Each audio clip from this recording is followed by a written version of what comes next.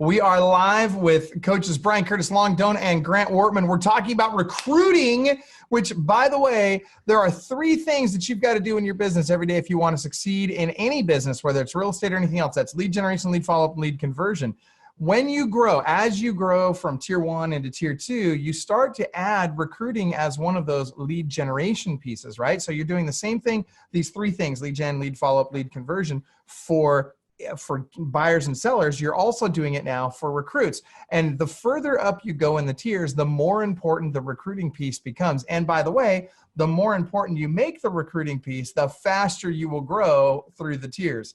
So we're going to just turn it right over to coaches Long and Grant, who actually have a workshop coming up on recruiting. In fact, if you haven't done so already, get signed up for it. Go to clubwealth.com/recruiting workshop. This is a 2-day intensive done with you workshop. So it's not just education. It's literally, hey, we're going to teach you and we're going to implement with you during the workshop these strategies that we use to bring people in. So you're going to get ads out there. You're going to get recruits coming in. You're going to set appointments with recruits. You're going to learn the scripts. You're going to use those scripts on the recruits. We're literally going to put your value proposition together, all the things that you need to do to recruit people to whatever it is you're recruiting to, whether it's your team, your brokerage, your downline, if you're one of those agents, whatever it is that you're recruiting for, it all is the same process. So that being said, let's turn it right over to coaches Long, Grant, and Brian. Guys, welcome and thank you. Oh, and I almost forgot, WiseHire.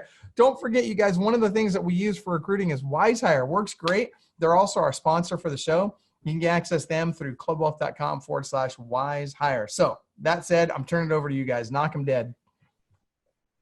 Awesome. Thanks, Michael. Excited to be here with the pro of all pros, Mr. Longdown. Excited to share a little bit about the recruiting stuff. And Brian, good to see you too. So we're excited about the recruiting workshop. And I think for me, I'll just share personally for me, Club Wealth has been unbelievably instrumental for me the last 2.5 years. So maybe a little bit about my story. I am a broker owner in Oklahoma City. We started with around 5 people 2.5 years ago, and we had just opened up. I realized I had no idea what the heck I was doing, and I desperately needed a coach. And so I called up Club Wealth, talked to Michael, gave me a great list of people to call through. I ended up connecting with Coach Tim Ray, who is amazing, boss of all bosses, great guy, and super, super sharp. So he helped me figure out kind of the foundation of the brokerage and how to keep everything really healthy and strong and stable, because I didn't want to be a brokerage that, flip-flopped systems and processes and all that kind of stuff all the time. So he really helped me lay that foundation for, we went about 9 months just kind of making sure things worked with about 10 people. And then he helped me transition into the recruiting phase. So from September of 2018 until the end of that year, we went from 10 people to about 35 people. And then it really started getting really fun and crazy last year, which is 2019. We ended 2019 with 135 people. And today, 5 months into the year, we're at 190 agents, which just is baffling. So I switched over to Long maybe 6 months ago, helping me figure out how to break into the next realm of brokerage stuff. And Long's been unbelievably helpful as they've recruited over 700 people in the last 5 years, which is out of control, ridiculous. So anyway, I'm super thankful for the coaches at Club Wealth and for the encouragement. I personally can't believe that we are where we are. For us in our area, I was looking yesterday, I think we're the 7th largest brokerage in all of Oklahoma City metro area, which is it's ridiculous. And so anyway, I'm thankful and I'm super happy and excited to share just little bits of what I've learned over the last couple of years. So. Well, for me, I was really excited when Michael invited me. It's actually should have been Mike Bonilla, myself. We're kind of a team together, as you guys all know out there. But we're going to be in Seattle for 2 days. I was excited to visit the Pike Place Market, all that cool stuff. But of course, we know what's going on. So it's going to be in Club Wealth U instead, which is also an awesome platform we had. Mike Bonilla and I came to Club Wealth, officially coached with Coach Michael Hellickson, where we had 77 agents, I believe. we're at 520, and that's after letting go of about 200 agents, as Grant had mentioned. So we brought on about 700 agents in about 5 years. Now Real Trend last year had us at 286 largest, the 12 fastest growing brokerage in America. So we're excited about that. Grant and I is going to be sharing for 2 days intensive. The 1 hour today is barely going to hit the highlight. I mean, even after 2 days, you guys might want to cry out for another day. Just make sure we put all these in place, because this just doesn't happen overnight. It's a process, it's a system, it's a science. You got to have this down, or you're not going to consistently do it. And like Michael said, we're in a people business. So if your priority is not to grow your human capital and recruit, even if you're a buyer or seller, you're still recruiting buyers or sellers, right? Even if you're an agent. So you're constantly recruiting, and this will apply to everybody, even in your personal life, recruiting and surrounding yourself with good friends and good people you know in your network. I love it. So talk to us about first of all, why is it imperative that everyone out there, every agent watching this, so we've talked about how, look, in the coming years, you've either got to be on a team or you got to be building a team. Clearly, everybody's got to have a broker. That's a requirement in real estate. So whether I'm somebody recruiting to a team or someone recruiting to a brokerage, why is it so important? Why is this a paramount skill that we have to have if we want to survive the next couple of years? In fact, I would say even the next 18 months. It's a great question. Long, what do you say? Yeah, if you're not growing, you're dying, right? So there are 4 stages that we all go through in the real estate, especially. Stage 1 is to have consistent income. As an agent, 85% of the agents fail because you don't survive the first 3 years because you have a consistent income to make it a living, a profession. The second one is being efficient. If you can do 10 deals a year, how can you do 20 deals a year without, working more? But then the last one is scaling, to start growing, to have a team under you can do more, because you cannot work forever and ever. And we all only have a certain amount of time that you cannot do more transactions, because you're going to cap out at a certain point. So no matter what, you got to be thinking about growth. And part of that is recruiting. And once again, it doesn't matter if it's a team or brokerage, because to me, a team is just a mini brokerage.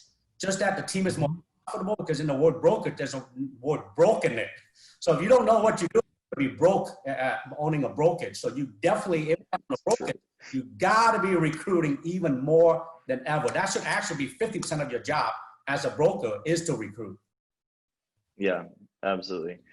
So the phrase "work smarter, not harder" comes to mind for recruiting. And I think so much of recruiting is just taking the time to think of a system that's going to benefit the people around you and help them do really well in their life, in their business, and whatever.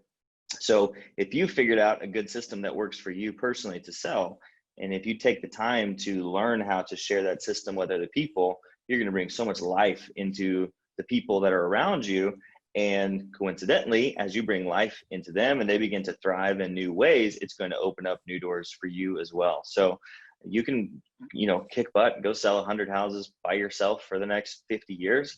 Good luck trying not to burn out. Or you can implement a system and help them do really well. And then it's a win-win situation, and then give yourself more flexibility and freedom to do the things that you're passionate about as well.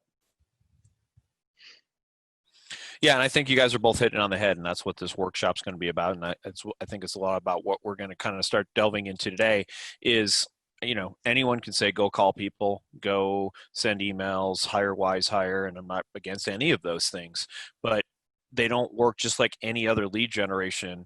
It's not sitting down for one day and lead generating for 8 hours and then not doing it again for 6 months and then doing it for 8 hours and not doing it. So it's that constant thing, because, and I think Long said this, and I agree with it, is you're either growing or contracting.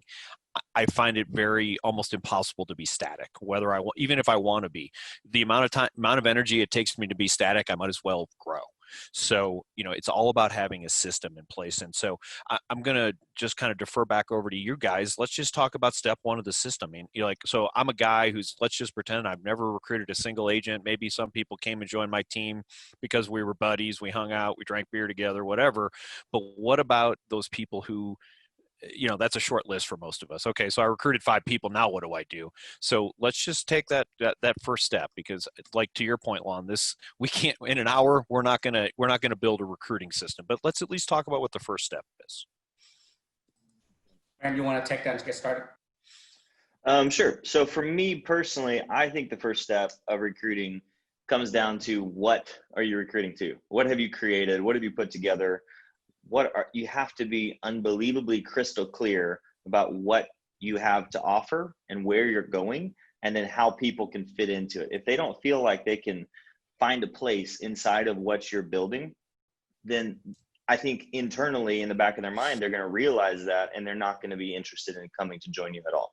So even if you have all the flashy, business cards and postcards and websites or whatever, like if you don't internally know, this is what I have, this is where I'm going, this is how this can benefit these people, it's just not going to work. So you got to be unbelievably crystal clear about that, and to get really clear about how to communicate that in a way that's attractive and concise and easy for people to visualize themselves inside of your ecosystem.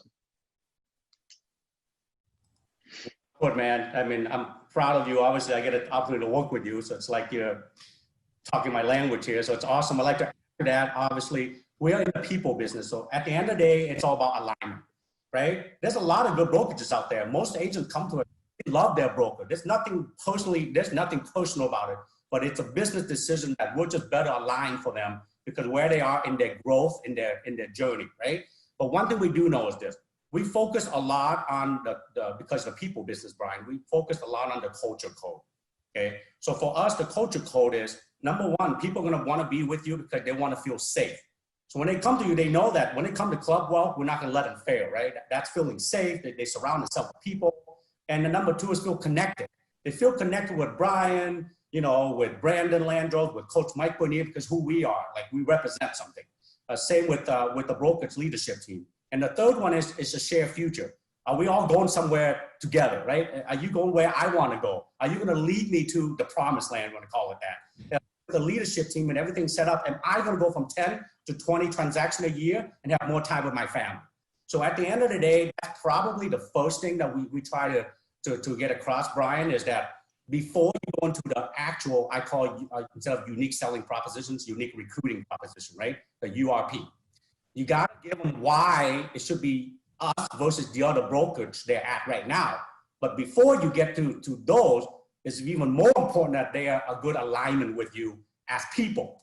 Because as people, we want to surround ourselves with the same mindset and the same type of people where we're going. Absolutely. So I hear this all the time. People aren't, and this is more on teams than it is on brokerages. I'm going to guess that the majority of the people who are watching this are probably going to be recruiting to a team. I know there's going to be people like you guys and like me who also have a brokerage, but I hear this all the time. People get focused on splits, and people get focused on, well, no one's going to want to work for 50%, or no one's going to do that. So here's a question for you guys, and this is I'm going to throw my 2 cents in here too. One of the things I want everyone to think about, remember this when you're recruiting, and then I just want you guys to talk a little bit about splits and different things, because that's the objection we hear. But remember this, and this is something I got from somebody I think it's brilliant. People will leave your brokerage for the exact same reason that they came to your brokerage. So if you're a person out there offering super high splits, you're offering 90%, someone else is going to offer them 95. So what Long and Grant were talking about is value proposition. So keep that in mind. If your value proposition is to be cheap, you're going to be a turnstile. So, what is your value proposition, I think, is a huge thing to start off in, and maybe you guys want to share some of what that's about. Well, I'll touch on the split part first, because that's always one part of the value proposition. There's a lot to it, but that's what I want to lead with. That's like when we do a listing presentation. What is the seller always going to say? What's your commission, right? Well, you want to say, well, let me share with you all what I'm all going to do first, because if you don't provide the value, it doesn't matter the commission. But what they're really asking is, unless you know the true objection, you can isolate and overcome it. And what they're really asking on the split, Brian, is what am I going to make? Okay? So if you can show them all the things going to help them make more money, the split can be 30%. They'll go there all day versus 100%, because 100% of zero is still zero. So I'm good at that math, yeah. On your value proposition. And the other thing too is to keep them, you said the same reason they leave, same reason they come to you and vice versa. is, again, it's not all about money. People want to be proud of where they work with, especially with millennial, where they're going. They want to know their why. They want to make sure their why is aligned with the brokerage why. So yes, they all want to make more money, but at the same time, they want to feel like they're being a part of something. And owning a home in America is an American dream, especially for me, not being from America originally. The house still there was from my grandpa, who we lived in with my parents, who my uncle lived in, who now cousin lived in. You can't just go buy a house like here, So it's pretty cool to be a part of the journey here for people to achieve the American dream. So when you have that provided to them, the split is now not the primary, but it's the secondary. Yeah. So let me just ask really quick, Brian, before you ask your next question, could everybody watching right now, can you just type into your screen, if you're recruiting to a team, type in recruiting to a team. If you're recruiting to a brokerage, type in recruiting to a brokerage. If you're recruiting to something else, like, if you're recruiting people into Keller Williams or EXP for your downline or whatever, then type that in. And if you're not recruiting at all, type that in. I just want to get a feel for who's watching and make sure that the message is tailored to the people that are watching right now. That said, Brian, keep going. This is great stuff. So type that into the Facebook chat right now, everybody. Actually, Grant was going to add to mine. So Grant, what were you going to say? Go ahead, Grant. Yeah, I'll just drive that point home a little bit more. So yesterday, actually, I had a phone call with a former broker in town. He used to run his own brokerage, he and his wife, and he's considering joining our team. So not the brokerage, but the actual team. And as we're talking, essentially he's saying, I just never fully caught how to get after it and make money in real estate. And I need somebody to show me, like, what do we do? And so we actually talked about that scenario. Like, look, you get it 100%, literally in your case, 100% of no deals is worthless. It's a total waste of time. If we can show you how to make real money, even if you're giving up a third of it, then it's worth it. Like, you're going to make so much more money. And he's a great guy. He's kind of been through all the seasons of life, and he wholeheartedly agreed to it. So if you're recruiting to a team, you have something tremendously valuable. If you figured out how to work your way up through the tiers, if you figured out how a system that's closing deals consistently, you have what so many agents in America don't have. You have something very valuable to help them with. And if you can somehow figure out how to package that and communicate it in a way and begin to get the word out, people are going to want to come and be a part of what you have to offer because you're doing what they want to do. It's plain and simple. Okay. So here's my next question for you guys as we walk through this, because we get a lot of people that I talk to on a daily, weekly, monthly basis, and they're so worried about retention. And this is one of the things that I think that we're making mistakes as an industry. I think it's delusional to think that people are going to come and join our team or join our brokerage and stay for 50 years. I'm not saying that we don't have that 1 out of 100 people who's going to stay forever. I've got some of those that I believe that with, but I mean, heck, I just lost my principal broker 2 weeks ago. So, and that's okay. We replace that person and we're recruiting. We still have people coming in, but here's the thing. I think people make mistakes. They're looking for this person who's going to be on their team forever. So I don't personally do that. Like, I'm looking for someone who is going to stay with my team for a minimum of 1 year. And I'm hoping that they're going to see value in that and hopefully they'll continue to stay. But if they don't, that's okay because we have more people coming in. What is your guys' objective when you hire someone? Do you have a year, 2 years, 5 year, 10-year idea behind them? And, what's your average retention along those lines? That's a good question. So as far as the brokerage goes, I know that Long and I both have the same thoughts in terms of our favorite agents are the ones who they know how to take care of themselves. They know how to crank through the deals. They're doing like 10 to 15, maybe 20 deals a year. They don't need a whole lot from us. They just want a place to like get in and do their thing and work. And so those are our favorites because they're fairly easy and they tend to not have too many problems or issues, and they stick around for a long period of time. For me personally, with my team, so we have a team of about 18 people, and with our team, honestly, we're looking for a similar scenario.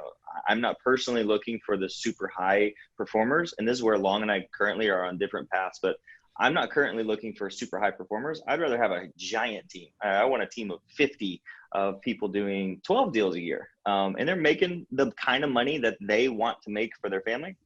and they're going home happy, and the team is doing a tremendous amount of volume. And then if a few people leave, which is inevitable, it's going to happen no matter who you are, or no matter what you have to offer, then it's not quite as painful for you. So that's where we're at currently. Long does it a little bit differently.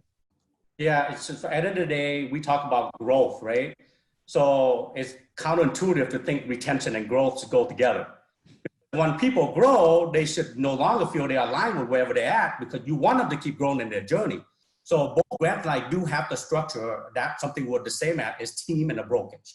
So we do have a team, and sometimes our team member do, outgrow our team, because on our team, our biggest value proposition is providing them with leads, and also give them extra support, like process their file, do a bunch of stuff for them.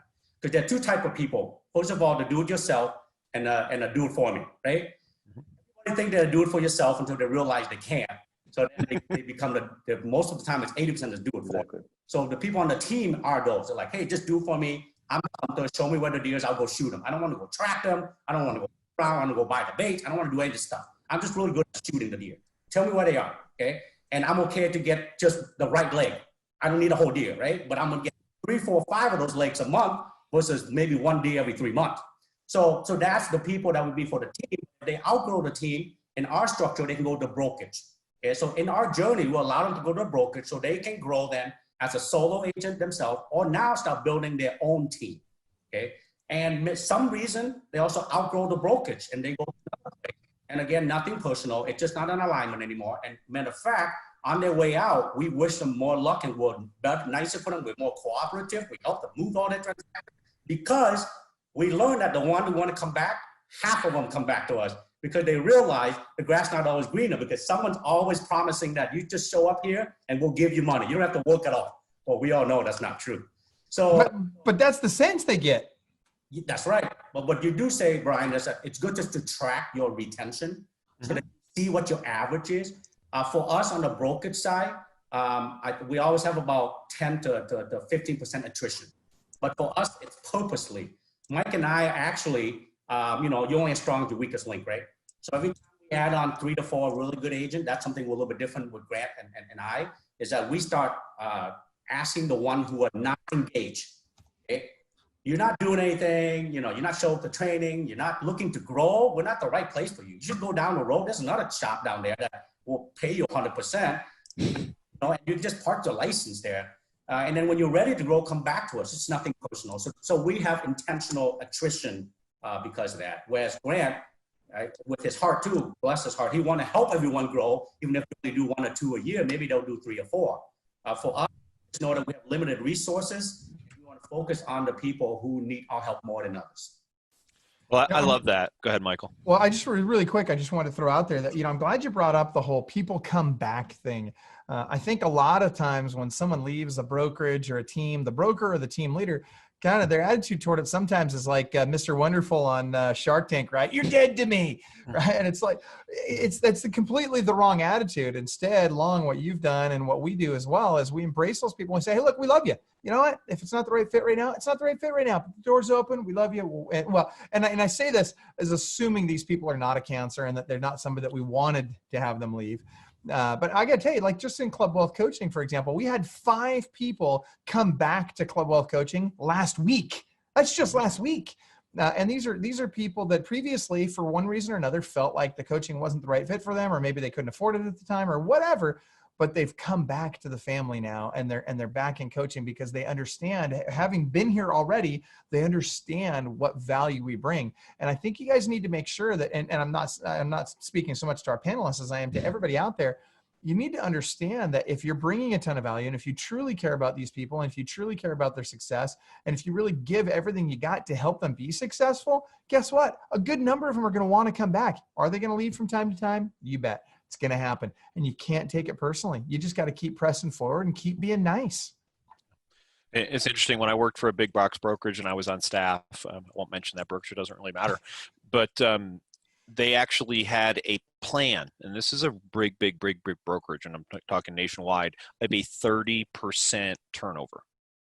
That means for every 7 or every 10 people that they were going to hire, 3 were going to leave. Now, that being said, they still had a growth plan, but I think it's an interesting idea. I think one of the things that happens is we have this this desire to act small when we become big, and I think that's something I'd like you guys to talk about that a little bit. You know, and I've literally had this conversation with a coaching client prior to this call. When you have 5 people on your team, it's really tight and it's really strong and it's really awesome. And there's some great stuff about that. As a person who had a 5-person team one point in time, it's kind of fun. Like, you go out, you have dinner together, you hang out, you call, everyone kind of works together, supports each other, and that's great. But as you get bigger, it's going to be different. And as it becomes bigger, you need to have a higher retention rate, because you don't have that tight knit where you're hanging out with people all the time and doing all that stuff. So if you have the same retention rate that you had when you had 5 agents, when you have 25 agents, you've got some people who aren't serving you anymore, and you're not serving them. So, you know, that's an important thing to understand as we move forward. And I'd love to hear how you guys are handling stuff like that. So number one, you're totally right, Brian, because system run business, people run systems, right? If you don't have that mentality, you can never grow or scale, because at some point you don't have enough people to run the business. And you keep hiring the people without the system process. You can't train them in. Left hand doesn't know what the right hand doing. It will be a mess. So your problem just get magnified when you try to grow with people before you grow. You do your system and your process. So for us, first of all, again, we talk about the culture code. So we spend a lot of time making sure our people know to feel safe, to feel connected, and we have a fair share. And we do that by having system of one-to-many communication. We constantly communicate to our agent. We have Facebook group, video. We use broker kit. We send messages out to them. And then to let them know that the one-to-many, we encourage them to engage with us one-on-one if they need to, because Mike and I and our leadership team do coaching.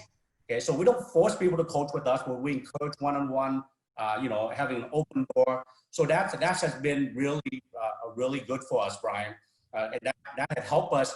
We're kind of known as, we're the 5th largest real estate company in Minnesota now. We're kind of known as the big real estate company that nobody knows, because we're kind of small. Like, it's a family feel. When everyone comes, you hear the people literally say, congratulations and welcome to the family.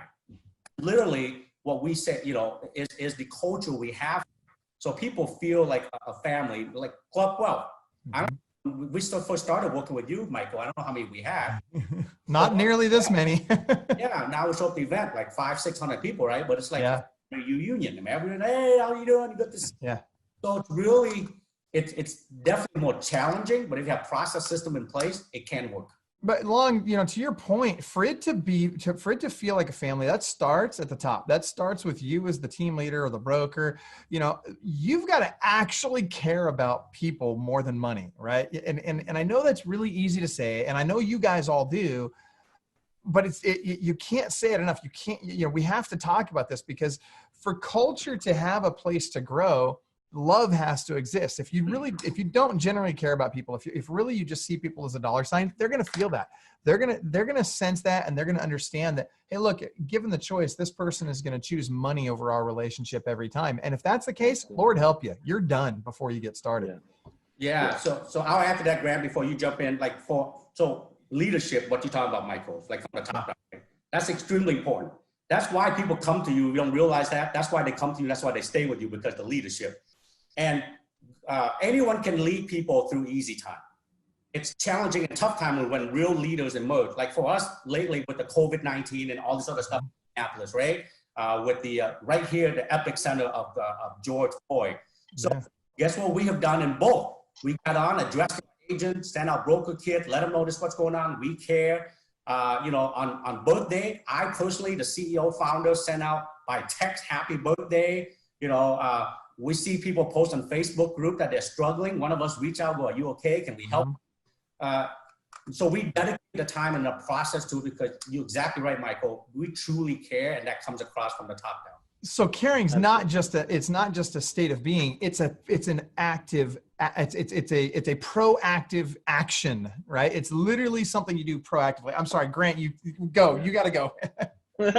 No, I mean, yeah, like you have to have the thoughts and the system to get it in place so that it's a consistent piece. But it reminds me of Maslow's hierarchy of needs, which I love the concept, because it essentially says the highest performing people cannot perform at their highest unless everything beneath it is taken care of. Like, they feel like their stuff is taken care of. They're able to pay their bills. They feel loved. They have a place to be, and they're a part of a family, and then they produce at the highest level. So if you want a team or a brokerage that is producing at great levels, you have to have that love big piece of the puzzle, making sure that that is from the top down throughout the whole system. Everybody has that mentality of we're going to care for each other. We're going to help each other get there.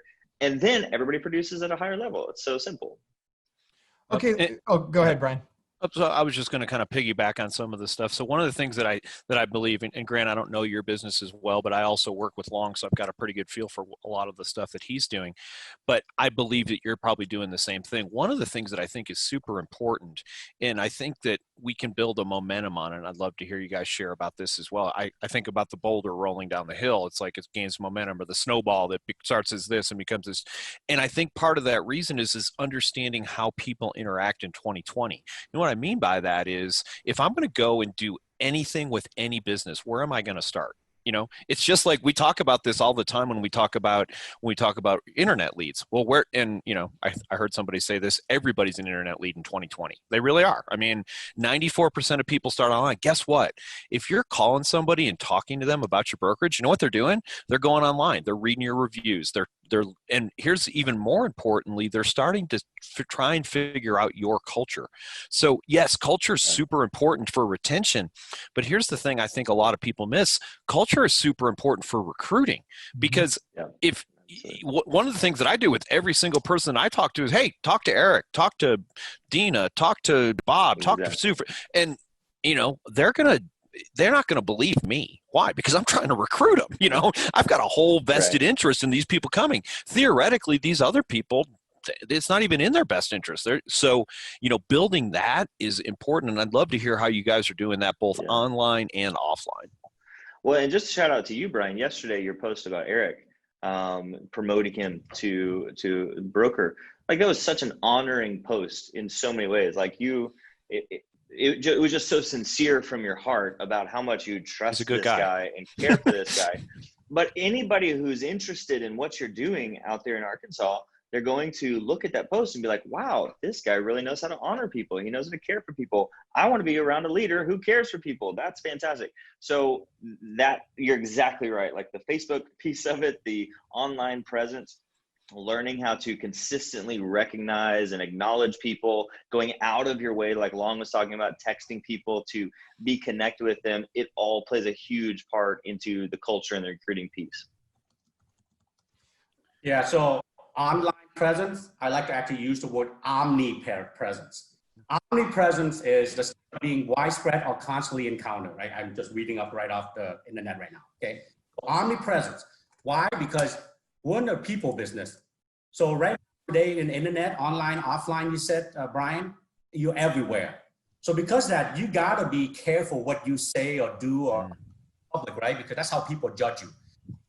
As human, we make decisions based on this called a relative advantage and context. That's how we do. We always compare. I want to make more over there. I want to get more lead over there. I want to get more training, right? We're comparing. So how can you do it without being compared to somebody? You have to have something special, different, and unique that can't be compared.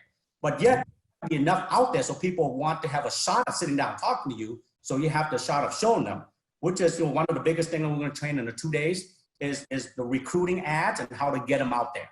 Like this is huge, right? You can have the best brokerage in the world, but if no one knows about it or talk about it, how do you come and see it? So the online, offline you talk about, Brian, those will be how we'll generate the leads. And then from there, you need to learn how to make sure it's a good alignment for you to convert them. Well, and to your point, it's all of it, right? You can't just do one thing in a vacuum. You've got to do all of these different things. And that's, I think, a piece that's missed by a lot of folks. It's just like lead generation. Having one lead generation source is weak, but when you have a whole bunch of different lead generation sources, they feed off of each other. Likewise, if I'm recruiting to my brokerage, my team, whatever, I dial in my culture, I get great people in there, I make sure that the people coming into my funnel from the top end are getting immediate and quick access to those other people that are having a great experience in my brokerage or my team. I make sure that as people come in, that first 2 weeks is mission critical, right? That's the honeymoon phase, right? The first 2 weeks someone is here, I want to make darn sure that I'm getting testimonial videos from them, that I'm promoting those testimonial videos on Facebook. I'm pushing it out to the previous brokerage they were with, to the the people that are in their sphere of influence. Why? Because that's the time that other agents are asking them, why did you make that move? Why are you over there now? Is it a good place to go? How's their onboarding process? Are you doing more business now?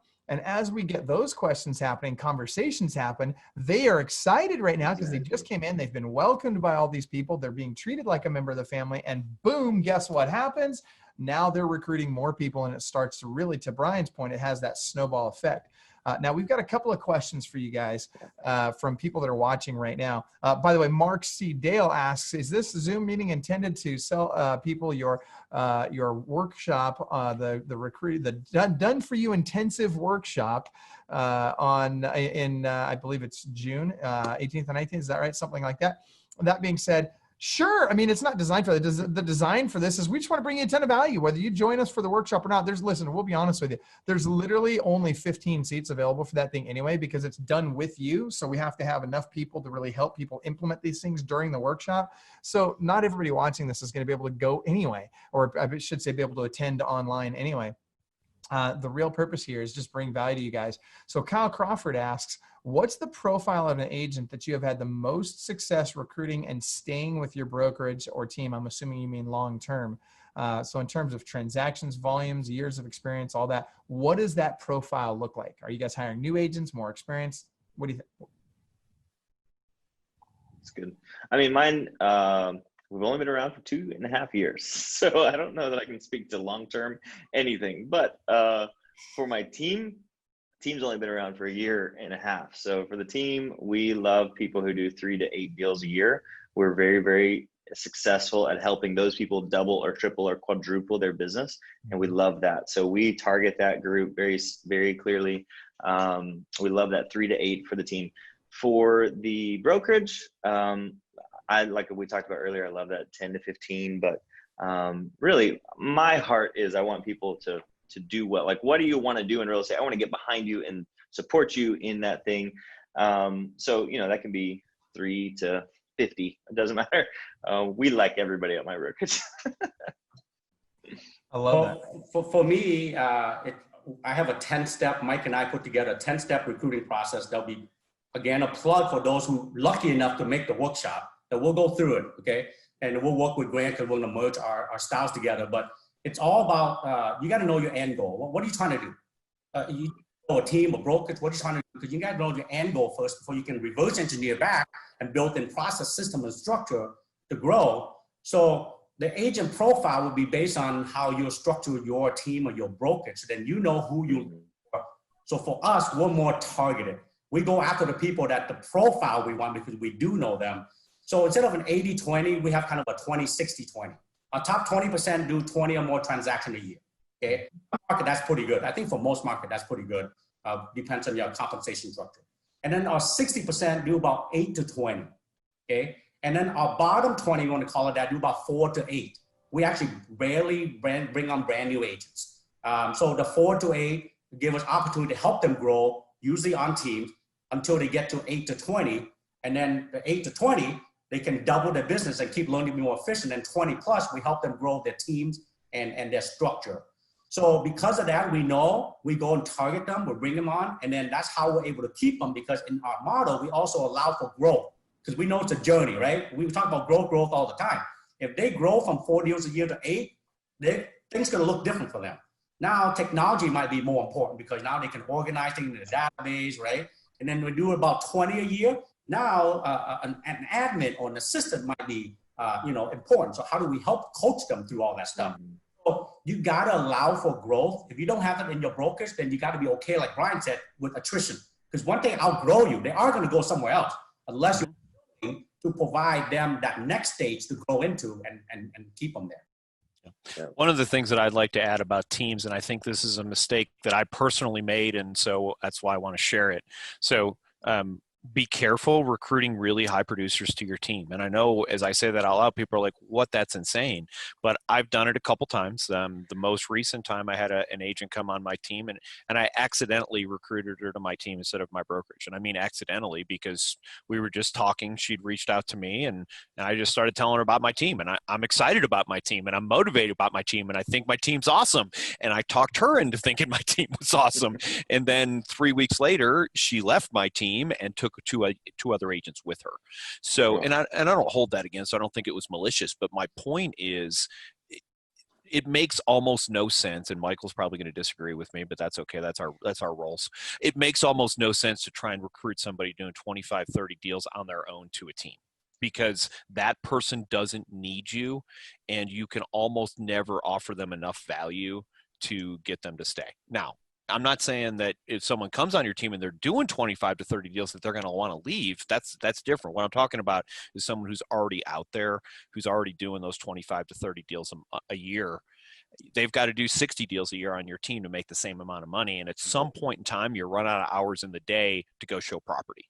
So you're saying I agree and disagree on that, because again, it's all about the agent profile, right? Mm-hmm.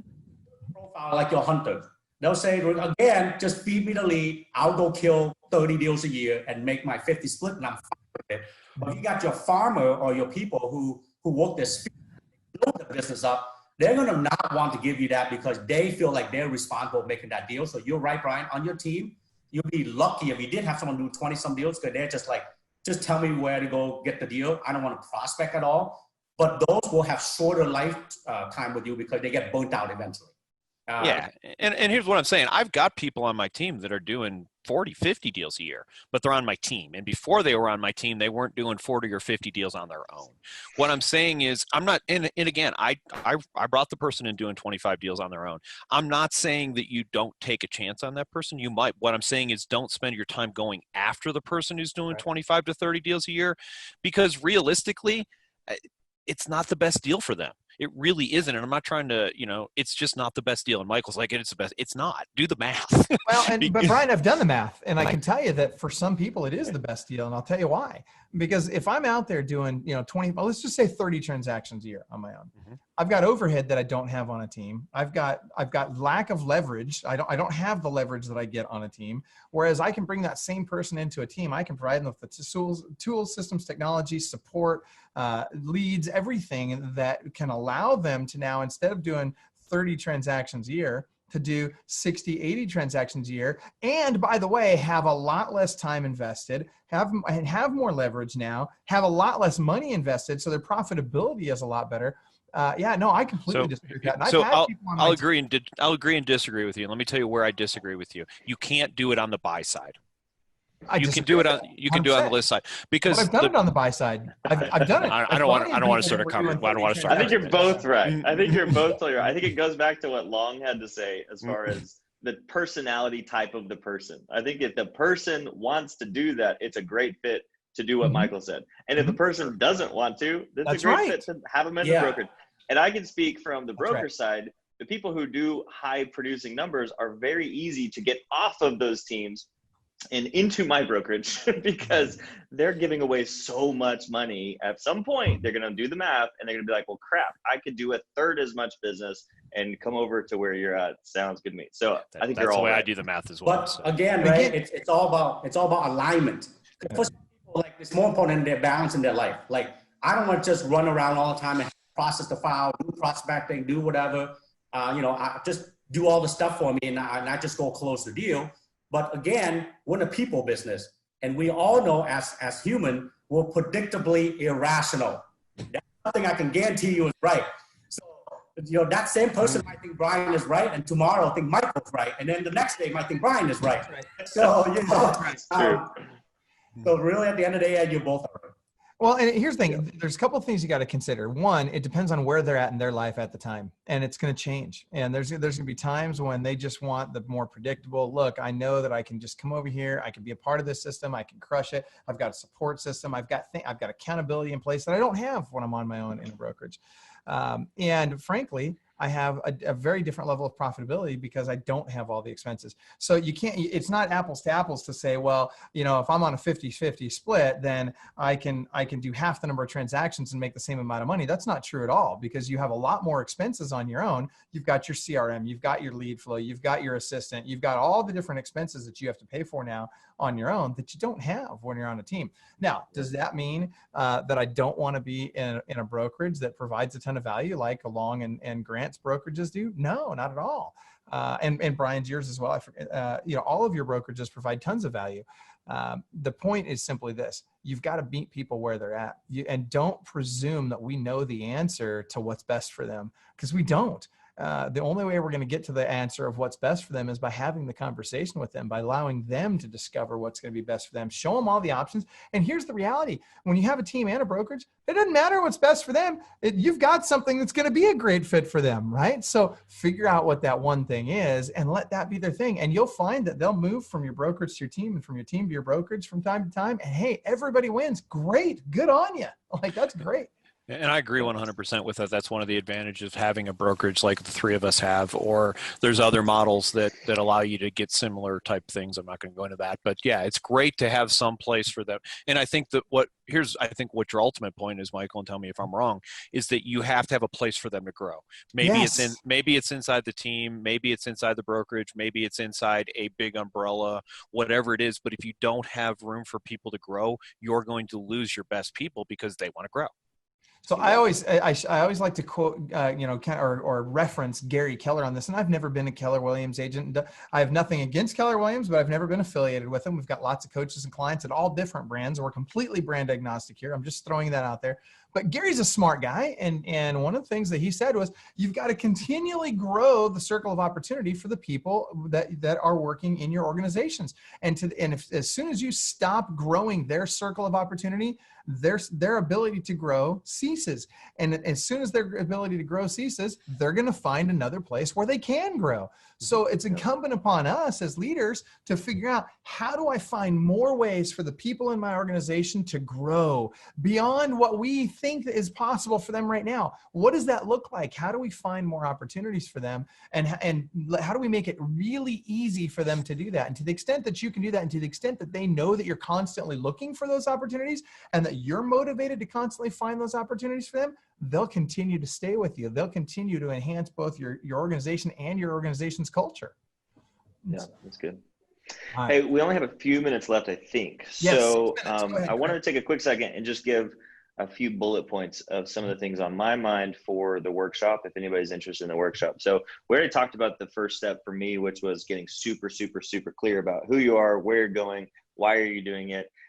For me, another big, huge piece of it that Michael talked on earlier is the onboarding piece of it. So for me, if you're going to try to start recruiting, you got to get super clear, and then you have to have an amazing onboarding process before you start reaching out to people, in my opinion.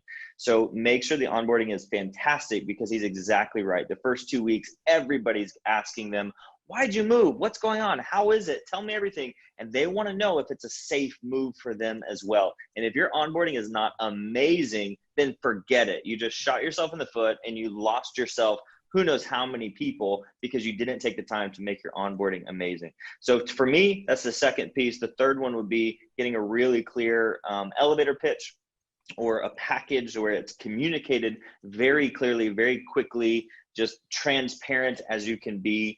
And then the fourth thing is the actual recruiting, which for me, I like to think of it as a pitchfork, with 4 different prongs. So you've got one prong that is the direct ask, the targeted text messages, emails, going directly after that person, phone calls, lunches, coffees, all that kind of stuff. The second one would be constant Facebook ads and marketing, just generic marketing, making sure that your message is getting out there clearly.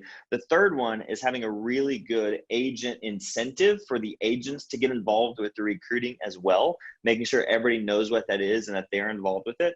And then the fourth one is a more subliminal type of recruiting, where it's where you are consistently, like Long was talking about, the omnipresent, you are consistently bringing value to your whole market constantly so that the whole market knows your face. They know the way that you talk. They know that you're a trustworthy person, that you're constantly bringing great value to you, but in a non-recruiting way. It's just purely, here's value for you.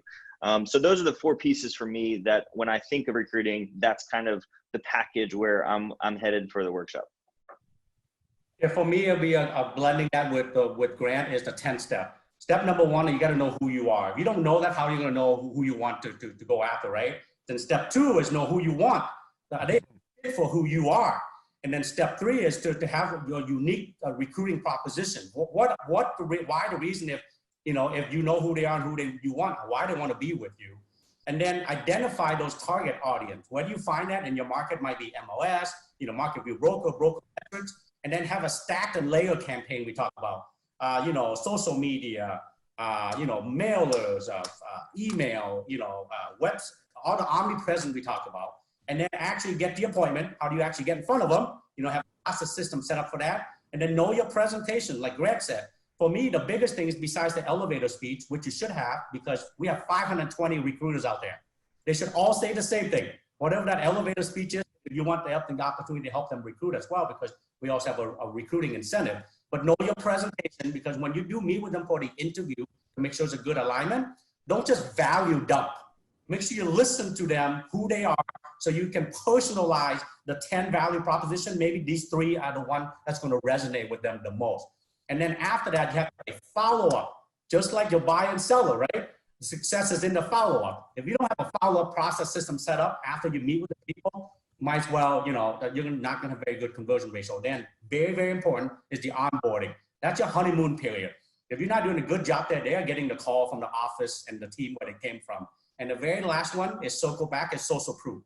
Now let's show what you have done and help these people long-term. You got 2.5 years now, Grant. We can show the success for us is 104% increase average our first year when an agent with us. Now we can go out there and show the social proof. So that's the 10 step I'll be focusing on. Dude, that's huge. I feel like that's just be like, mic drop. I love it. Brian, anything to add to that, or any of you, anything to add before we wrap up? We've literally got 1 minute left and we've got to wrap up. And by the way, if you guys have questions for these guys, type them into the chat in your Facebook feed right now. And if we can't get to them live right now, we will definitely all go back in and we'll answer your questions in the feed after the show. But any of you 3 coaches have anything to add at this point? I want to add this final thought. As you guys are doing all this stuff that Grant and Long are talking about, if you join the workshop, I want you to listen to what Long just talked about. And the thing that I keyed in on, and Long and I have had a lot of these conversations. By the way, guys, these aren't smack them once and close, smack them once and close. Realistically, you're going to meet with people 3 times, probably at the minimum. So I want everyone who's watching to realize this isn't an expired. I'm not going in there for 45 minutes, slamming paper and closing them. We are building a long-term relationship. You need to act that way when you're recruiting. You're dating these people, for lack of a better way to put it. This is not a wham bam, thank you, ma'am. I'm dating these people. I want them to become part of our family. So keep that in mind with your scripting and what you're doing, and if you don't close on the first time, that's okay. Do it over and over and over again. Fortunes in the follow-up, just like any other lead generation. So that's my final thought. And not only do I love that, I don't think I ever expected to hear Brian Curtis say wham, bam, thank you, ma'am on a live It accidentally came out. I apologize. That's really not what I was getting at. It just sometimes stuff comes out of my mouth, and I'm not super proud of that moment, to be honest. Just to be just for equality, I would have said wham bam, thank you, sir. But how about this? It's not a one-night stand. That's really what I was getting at. And okay, so we got to go. But here's what I want to do. Guys, if you would do me a favor, could you each go into the Facebook feed there and just maybe do a quick little video? You can do it just, with your Facebook button, just do a 30-second video of your elevator pitch. Kyle Crawford was asking for that. I think that's super awesome. I'd love if we had more time to have you share those now, but just jump into the Facebook feed and throw your elevator pitch in there. I would love to see it. I think it would be helpful for everybody. Guys, one of the things that I came away from today, and I hope you did as well, is that here you've got 3 of the smartest guys on the planet and me, but these 3 really intelligent guys, and I'm telling you, none of them do it exactly the same way. But there are some commonalities in how each of us recruits. And one of those commonalities is that we just go after it. We don't wait until everything's perfect. We make it happen. We figure out ways to bring people into our world, and those people help make that world better for everyone. So I would encourage you to take action. Be the ready, fire, aim person, right? Get out there and do something today to take action toward recruiting. Because guess what? If you don't take action today, it ain't going to happen, right? So you got to do something. Can you see this, Michael? I can't read it. Dreams are just goals who rolled up their sleeves and got to work. I love it. That's fantastic. See, and that's the thing, you guys, if you want to make it happen, you got to just get in there and make it happen. And it starts with get signed up for the recruiting workshop. It's intense. It's done with you. There's only 15 people, room for 15 people in this thing, so that we can really help each one of you out. And we're going to implement these things together. So that said, have an awesome day. Thank you, coaches, so much. Can't thank you enough for being here. And don't forget to check out WiseHire as well, you guys. Each one of us on this call uses WiseHire in our recruiting process. And you get a discount if you go to clubwealth.com/WiseHire. Take care, everybody. Have a great day.